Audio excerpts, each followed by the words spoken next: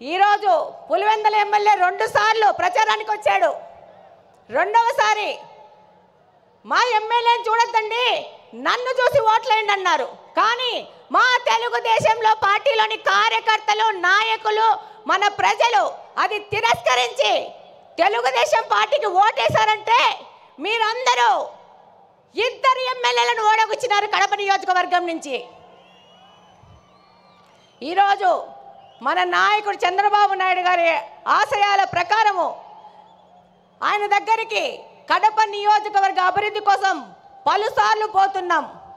ఆర్థిక పరిస్థితి ఇబ్బంది ఉన్నా కూడా సార్ని ఇబ్బంది పెడుతూ కడప నియోజకవర్గం విషయము ప్రతి ఒక్కసారి తీసుకెళ్తున్నాం. దాని ఫలితంగానే ఈరోజు స్ట్రాంగ్ వాటర్ డ్రైన్స్ 70 కోట్ల రూపాయలకి, ఫుట్ ఓవర్ బ్రిడ్జ్లు 20 కోట్ల రూపాయలకి శాంక్షన్ చేసి మేము మేనిఫెస్టోలో చేసిన వాగ్దానాన్ని, ఒక ఆడపిల్ల చేసిన వాగ్దానాన్ని నిలబెట్టుకునే విధంగా మన నాయకులు మనకు గౌరవం ఇచ్చినారు.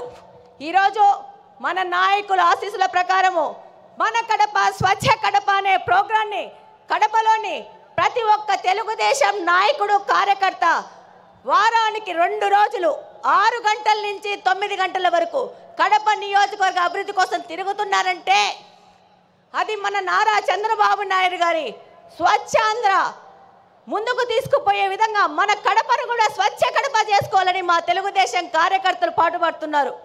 ఈరోజు ఎన్నో దశాబ్దాలుగా కడపలోని బుగ్గంగా ప్రాజెక్టుని నిర్లక్ష్యం చేసి దాన్ని పిచ్చి మొక్కలకు, పందులకు, అపరిశుభ్రానికి నిలవుగా మార్చిన ఈ వ్యక్తులు ఈరోజు తెలుగుదేశం పార్టీ అధికారంలోకి రాగానే ఆ ప్రాంతాన్ని గంజాయి సేవించే వారికి అడ్డగా మారిస్తే దాన్ని కంప్లీట్గా క్లీన్ చేసి రేపు జూన్ 21వ తేదీ జరిగే నేషనల్ యోగా డే బుగ్గంగా ప్రాజెక్టులో మ్యాట్ వేసుకొని చేస్తామని సందర్భంగా తెలియజేసుకుంటున్నాను.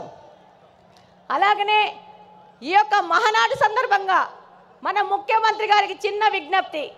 మా ఊర్లో దేవుని కడప టెంపుల్ ఉంది అన్న, దాన్ని తప్పకుండా పర్యాటక రంగంగా అభివృద్ధి చేసి కడపకు తలమానికంగా చేయాల్సిన అవసరం ఎంతగానో ఉంది. బుగ్గంగ చెరువును డెవలప్ చేసుకోవాల్సిన అవసరం ఉంది. అలాగనే మాకు మంచినీళ్ళ సమస్య చాలా ఉంది. Kadapa town, Kadapa head quarters 20 సంవత్సరాల నుంచి ఒకటే పార్టీ అధికారంలోకి ఉంది, కానీ పూర్తిగా నిర్లక్ష్యం చేశారు. నారా చంద్రబాబు నాయుడు గారి ఆశీస్సులతో ఆ సమస్యను కూడా మేము తీర్చుకుంటాం.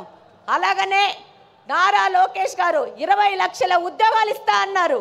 అందులో భాగంగా కడప హెడ్ క్వార్టర్స్లో మెగా జాబ్ వేళ ఏర్పాటు చేసి 2500 మందికి స్థానికంగా బహుళజాతి కంపెనీల్లో ఉద్యోగాలు ఇప్పించినాం. అలాగనే నారా లోకేష్ గారికి ధన్యవాదాలు చెప్పుకోవాల్సిన అవసరం ఉంది. ఎందుకంటే మొట్టమొదటి స్టార్టప్ కడపను P4 మోడల్ కింద మొదలు పెట్టారు. 6 నెలల్లో పూర్తి చేస్తున్నారు. ఇక్కడ కడపలోని యువతకి ఒక మార్గదర్శకంగా దిశానిర్దేశం చేసే విధంగా కడపను ముందుకు తీసుకుపోతున్నారు.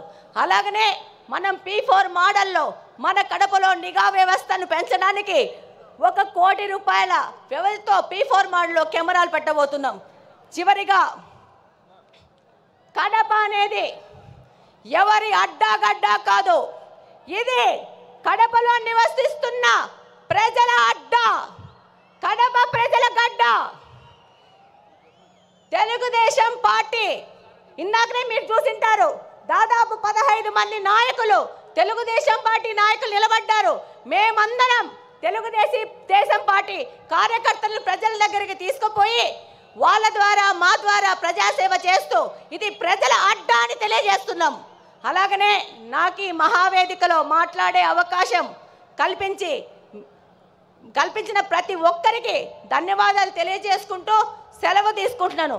జై హింద్, జై తెలుగుదేశం.